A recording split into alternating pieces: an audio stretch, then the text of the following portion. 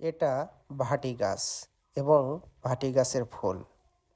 বসন্তের সময় এই ফুলটি রাস্তার দুই ধারে শোভাবর্ধন করে।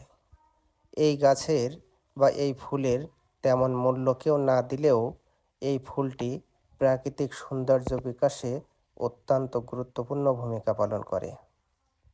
বসন্তের সময় নানা ফুলের মধ্যে এই ফুলটি দামি না হলেও রাস্তার দুই ধারে এই ফুল মানুষের অত্যন্ত প্রাকৃতিক শোভাবর্ধন করে। ভাটি গাছ একটি ঔষধি গাছ। একটি সময় পেটে ব্যথাসহ পেটের পীড়ার জন্য ভাটি গাছের রস ব্যবহার করা হতো।